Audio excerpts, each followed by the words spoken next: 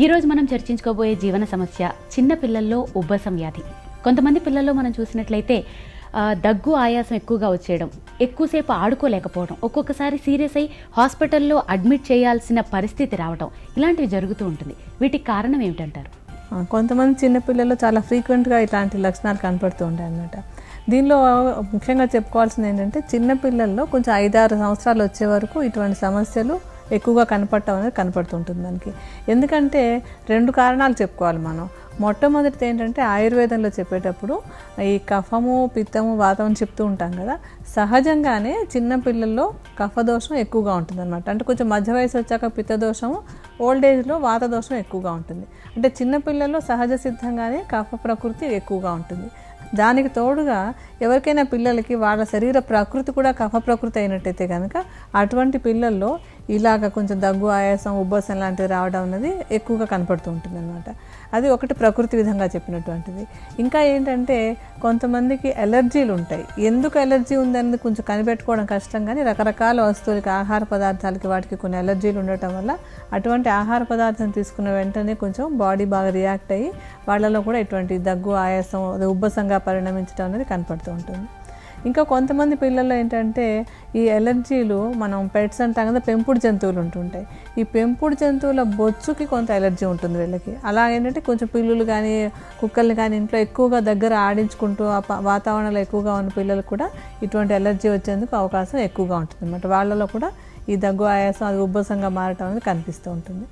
ఇవన్నీ ఎందుకు జరుగుతాయంటే ఇలా తీసుకుంటూ ఉన్నప్పుడు లోపల కొంచెం తొందరగా ఎక్కువ ఇరిటేషన్ వచ్చి కఫం ఎక్కువగా ప్రొడ్యూస్ అవ్వటం ఒక కారణం.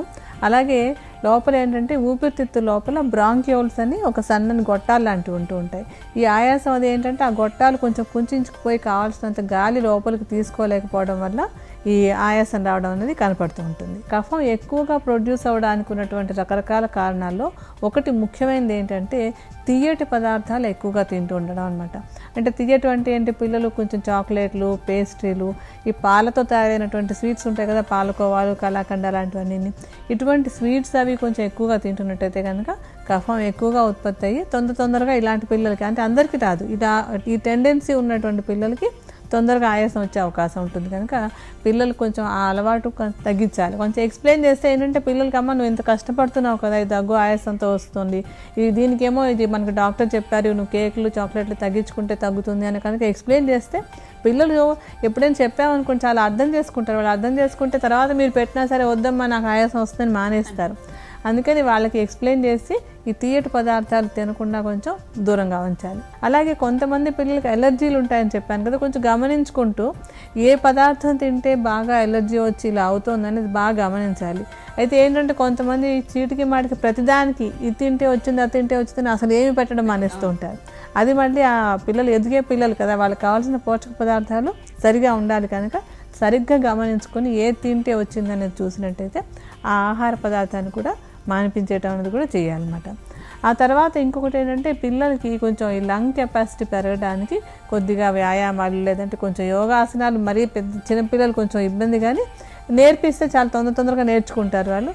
యోగా ఆసనాలు కానీ ఫిజికల్ ఎక్సర్సైజ్ ఏంటంటే కొన్ని ఆటలు అవి కూడా ఆడిస్తూ ఉంటే కూడా వాళ్ళలో లంగ్ పవర్ అది పెరిగి తొందరగా, అంటే సమస్య వచ్చినా సరే ఎక్కువ ఉధృతంగా లేకుండా ఉండడానికి సహాయపడుతుంది. చిన్నపిల్లల్లో ఉబ్బసం వ్యాధి నివారణకు ఉపకరించే ఆయుర్వేద ఔషధాన్ని ఏ విధంగా తయారు చేసుకోవాలో వివరిస్తారండి? చిన్నపిల్లల్లో ఈ ఉబ్బసం తగ్గడానికి మనం చేసుకున్నటువంటి ఈ ఔషధంలో ప్రధానమైనటువంటి మూలిక ఏంటంటే పిప్పళ్ళు. కఫం తగ్గించడానికి మనం వాడేటువంటి చాలా మూలికలు కొంత వేడిని పుట్టిస్తూ ఉంటాయి. అయితే చిన్నపిల్లలకి ఇచ్చేటప్పుడు మాకు అంత ఎక్కువ వేడి ఉందంటే కనుక వాళ్ళకి తట్టుకోలేరు. ఈ పిప్పళ్ళలో అలాంటి గుణం లేకుండా మృదువుగా పనిచేస్తూ ఎక్కువ వేడి పుట్టించకుండా సమస్య తగ్గించడానికి బాగా ఉపయోగపడుతుంది. ఈ పిప్పళ్ళని ఏం చేయాలంటే కొంచెం నెయ్యిని ఒక మూకుట్లో వేసి, ఇవి పిప్పళ్ళు అందులో వేసి కొంచెం పెళ్ళపెళ్ళాడే వరకు బాగా వేయించుకొని తర్వాత పొడి చేసుకోవాలన్నమాట. విడివిడిగా ప్రతి చూర్ణాన్ని విడివిడిగా చేసుకోండి. అలాగే ఈ పిప్పలి చూర్ణాన్ని కూడా ముందు విడిగా చేసి ఉంచుకోవాలన్నమాట. ఈ చూర్ణం ఎంత అంటే సుమారుగా ఒక 500 గ్రాముల పరిమాణంలో తీసుకోవాలి. ఇప్పుడు మీకు ఊరికి ఎలా చేయాలి అని చూపించడం కోసం తీసుకునేటప్పుడు కొంచెం చూర్ణం తీసుకుని విడిగా పెట్టుంచుతాను. ఈ ఔషధానికి తీసుకునేటువంటి తర్వాత మూలిక ఏంటంటే విడంగాలు. ఈ విడంగాలు కూడా కఫాన్ని తగ్గించడానికి బాగా ఉపయోగపడతాయి. ఏదైనా లోపల ఒకవేళ అంటే కొన్నిసార్లు ఏంటంటే అలర్జీకే కాకుండా కొన్ని చిన్న చిన్న ఇన్ఫెక్షన్లు ఉన్నప్పుడు కూడా ఈ బ్రాంకైటిస్ లేదా ఉబ్బసం వ్యాధి వచ్చేందుకు అవకాశం ఉంటుంది. అలా ఉన్నప్పుడు ఈ విడంగాలు కొంచెం ఆ ఇన్ఫెక్షన్లు తగ్గించడానికి కూడా బాగా సహాయపడతాయి.